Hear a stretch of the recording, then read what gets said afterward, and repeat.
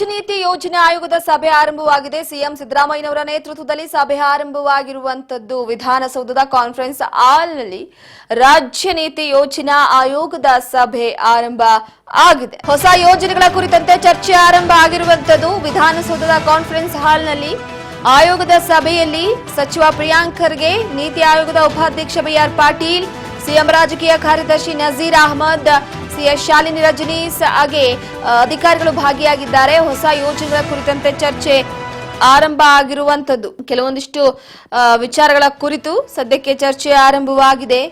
ಪ್ರಮುಖವಾಗಿ ಏನಪ್ಪಾ ಅಂತ ಅಂದ್ರೆ ಈಗ ಹೊಸದಾದಂತಹ ಯೋಜನೆಗಳನ್ನ ರಾಜ್ಯಕ್ಕೆ ಕೊಡುವಂತಹ ವಿಚಾರವಾಗಿ ಕಾಂಗ್ರೆಸ್ ಕೆಲವೊಂದಿಷ್ಟು ರೀತಿ ರಿವಾಜು ನೀತಿಗಳ ಪರಿಪಾಲನೆ ಮಾಡಬೇಕಾಗುತ್ತೆ. ಸೊ ಹಾಗಾಗಿ ಕೆಲವೊಂದಿಷ್ಟು ಮುಖಂಡರುಗಳ ಜೊತೆಗೂಡಿ ಈ ಒಂದು ಸಭೆಯನ್ನ ನಡೆಸ್ತಾ ಇರುವಂತದ್ದು. ಈ ಒಂದು ಸಭೆಯಲ್ಲಿ ಸಿಎಂ ರಾಜಕೀಯ ಕಾರ್ಯದರ್ಶಿ ನಜೀರ್ ಅಹಮದ್, ಸಿಎಸ್ ಶಾಲಿನಿ ರಜನೀಶ್ ಸೇರಿ ಕೆಲವೊಂದಿಷ್ಟು ಪ್ರಮುಖ ನಾಯಕರು ಭಾಗಿಯಾಗಿದ್ದಾರೆ. ಅದರ ಜೊತೆಗೆ ಸಚಿವ ಪ್ರಿಯಾಂಕ್ ಖರ್ಗೆ, ನೀತಿ ಆಯೋಗದ ಉಪಾಧ್ಯಕ್ಷ ಆದಂತ ಬಿಆರ್ ಪಾಟೀಲ್ ಇವರೆಲ್ಲರೂ ಕೂಡ ಒಗ್ಗೂಡಿಕೊಂಡು ಈ ಒಂದು ಸಭೆಯನ್ನ ನಡೆಸಲಾಗ್ತಾ ಇರುವಂತದ್ದು.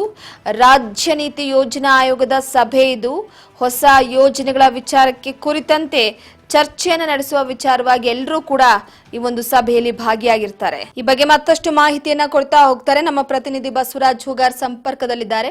ಬಸವರಾಜ್, ಹೊಸದಾದಂತಹ ಯೋಜನೆಗಳನ್ನ ರಾಜ್ಯದಲ್ಲಿ ಜಾರಿಗೆ ತರುವ ವಿಚಾರಕ್ಕೆ ಸಂಬಂಧಪಟ್ಟಂತೆ ಸಿದ್ದರಾಮಯ್ಯನವರು ಹಾಗೆ ಕೆಲವೊಂದಿಷ್ಟು ಮುಖಂಡರ ನೇತೃತ್ವದಲ್ಲಿ ರಾಜ್ಯ ನೀತಿ ಯೋಜನಾ ಆಯೋಗದ ಸಭೆ ನಡೀತಾ ಇದೆ. ಸಾಕಷ್ಟು ಎಕ್ಸ್ಪೆಕ್ಟೇಷನ್ಸ್ ಕೂಡ ಇದೆ. ಯಾಕಂದ್ರೆ ರಾಜ್ಯದಲ್ಲಿ ಹೊಸ ಹೊಸ ಯೋಜನೆಗಳಿಗೆ ಅಂಕಿತ ಹಾಕಬೇಕಾಗಿದೆ. ಸೊ ಈ ಬಗ್ಗೆ ಮಾಹಿತಿ ಕೊಡೋದಾದ್ರೆ ಈಗಾಗಲೇ ಸಿಎಂ ಸಿದ್ದರಾಮಯ್ಯ ಅವರು ಸಭೆಗಳ ಮೇಲೆ ಸಭೆಯನ್ನು ಕೂಡ ನಡೆಸ್ತಾ ಇದ್ದಾರೆ.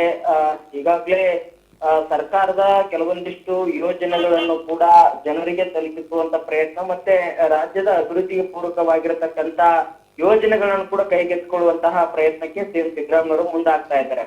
ಅದರ ಭಾಗವಾಗಿ ಇವತ್ತು ವಿಧಾನಸೌಧದ ಸಮ್ಮೇಳನ ಸಭಾಂಗಣದಲ್ಲಿ ರಾಜ್ಯ ನೀತಿ ಯೋಜನಾ ಆಯೋಗದ ಸಭೆಯನ್ನು ಕೂಡ ನಡೆಸ್ತಾ ಇದ್ದಾರೆ.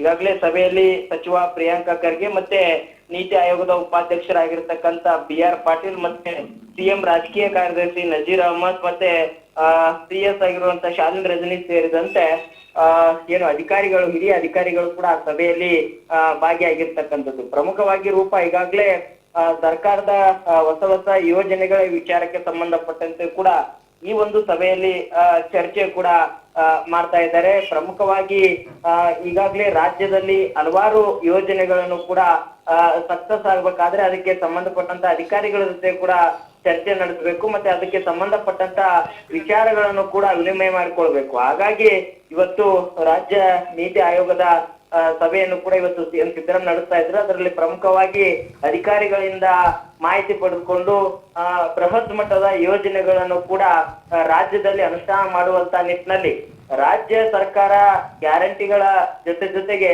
ಅಭಿವೃದ್ಧಿ ಯೋಜನೆಗಳತ್ತ ದೊಡ್ಡ ಯೋಜನೆಗಳ ಕೂಡ ದಾಪುಗಾಲು ಹಾಕ್ತಾ ಇರ್ತದ್ದು.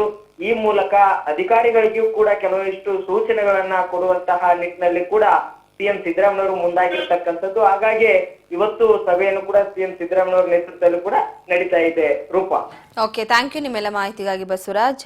ಒಟ್ಟಾರೆಯಾಗಿ ಹೊಸದಾದಂಥ ಯೋಜನೆಗಳ ವಿಚಾರಕ್ಕೆ ಸಂಬಂಧಪಟ್ಟಂತೆ ಆ ನಿಗಮದ ಹಾಗೆ ಯೋಜನಾ ಆಯೋಗದ ಕೆಲವೊಂದಿಷ್ಟು ಜನರ ಹತ್ರ ಮಾಹಿತಿಗಳನ್ನು ಕಲೆ ಹಾಕಬೇಕಾಗುತ್ತೆ. ಸೊ ಹಾಗಾಗಿ ಸಿದ್ದರಾಮಯ್ಯನವರು ಕೆಲವೊಂದಿಷ್ಟು ವಿಚಾರಕ್ಕೆ ಸಂಬಂಧಪಟ್ಟಂತೆ ಅಂದರೆ ರಾಜ್ಯದಲ್ಲಿ ಜನರು ಹೊಸದಾದ ರೀತಿಯಲ್ಲಿ ಯೋಜನೆಗಳನ್ನು ಎಕ್ಸ್ಪೆಕ್ಟ್ ಮಾಡ್ತಿದ್ದಾರೆ. ಇರುವಂಥ ಯೋಜನೆಗಳ ವಿಚಾರವಾಗಿ ಜನರಿಗೆ ಸರಿಯಾಗಿ ಮಾಹಿತಿ ಇಲ್ಲ.